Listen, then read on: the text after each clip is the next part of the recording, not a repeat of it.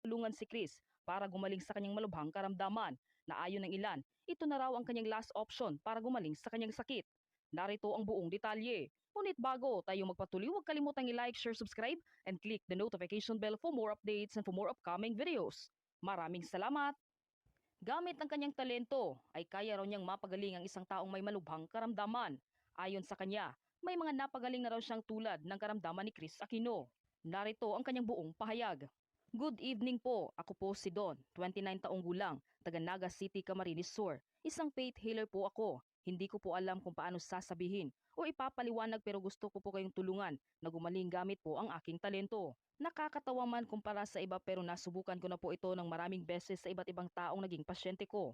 Wala naman po mawawala kung susubukan. Ang akin lang po is yung naramdaman ko na gusto ko po kayong pagalingin, Ma'am Chris Aquino. May mga napagaling na po akong may katulad ng karamdaman nyo, yung butot balat. Hindi nakakagalaw, hindi makalapat ng paghiga sa higaan, hindi makalakad, hindi makagalaw ng maayos, nanghihina.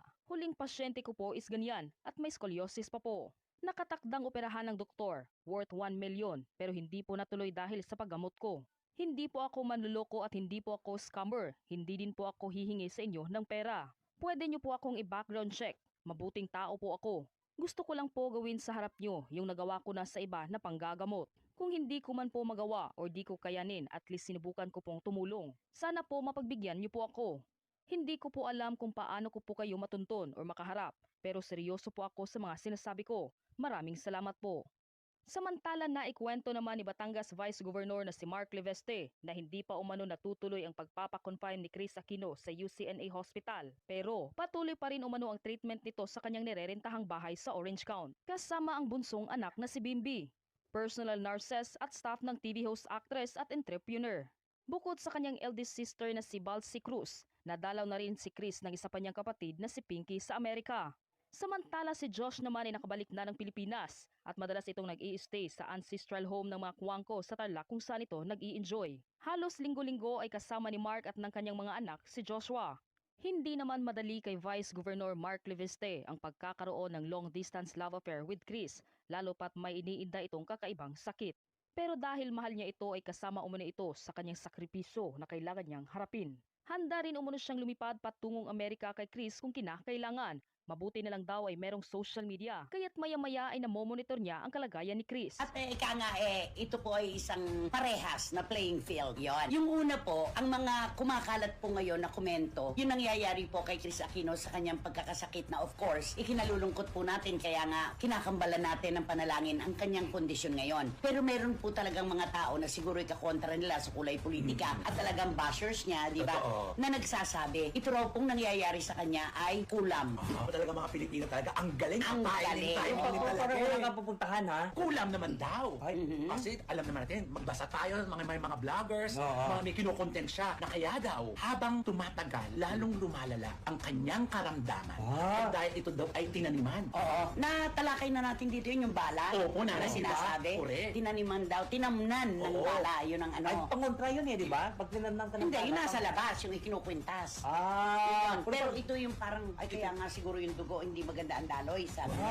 ganun. Matagal na po itong kwento na ito na siya daw po ay may nagpatrabaho daw po sa kanya. May kumulam daw. Sabi ay may nagpakulam daw sa kanya. Pero naniniwala ka ba sa kulam? Ako opo nanay. Ikaw? Ako parang hindi eh. Bakit? Eh kasi 'di ba, pagka sabi, pagka may sakit ka, sabihin papatingin ka sa mga ambularyo, baka Anong kinulap. ambularyo? Ambulance ba to? Hindi Albularyo. albularyo. Okay. So, di ba sabi magpapatingin ka sa albularyo kasi doon daw malalaman yung sakit. Pag hindi magamot ng mga doktor, doon ka sa albularyo magpatingin. Yun nga yung sinasabi, di ba Romel? Ang dami natin nababasa na. Kaya daw tumatagal ito at hindi matrace-trace ang pinagmumulan ng kanyang immunodisease. Immune. Oo. Kasi daw, kinontra.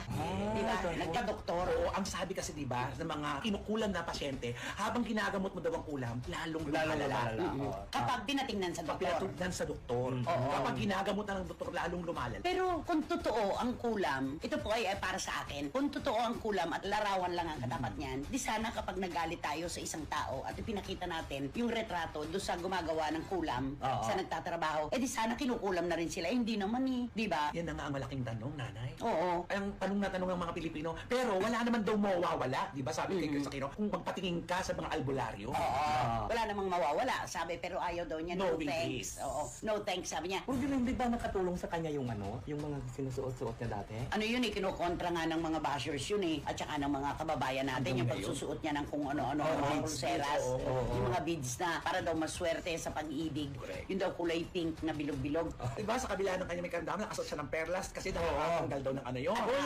Daw. Nagka-absent na Pero sakit. bakit hindi matrace hanggang ngayon yung Oo, kanyang oo pagkakasakit? Ang lalaki pa nung suot niya at May talaga mga nanganganak hihitaw pa. pa. Oo. Oo, diba? At yung pagsusuot niya ng kung ano-anong bato na pangharang daw sa mga masasamang espiritu. O, yun. Pero bakit sinasabi naman ng ating mga kababayan na pinakukulam daw siya? Oo. Ang hirap, Ano, ano? may pangontra na nga. So, bakit nakakapasok pa yung kulam? Oh, dapat pag may pangontra, may pangharang. Oh, yes, siyempre. Okay. Di ba yung nandun kasi, di ba, doon sa hospital, di ba, nakasuot siya ng mga diamonds, may mga hikaw pa siya ng malalaki, di ba?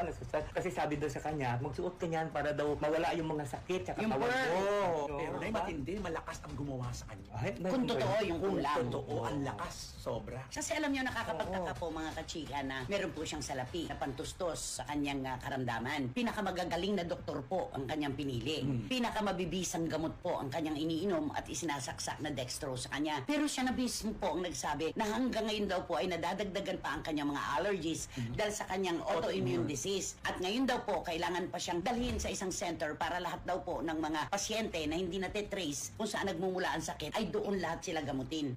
Di ba parang nakakapagtaka? Yun lang nga. Parang nawawala ng saysay yung salapi na ginagastos niya at yung panahon na ginugugol niya sa pagpapagamot. Kaya tama lang siguro yung kulam. Kasi hindi natin matumbok. Yung sakit, scientifically, na ginagawa ng mga doktor, hindi matumbok. At saka yung mga doktor na gumagamot sa kanya, mga eksperto yun na, makula, Amerikano. Dalubhasa talaga, mga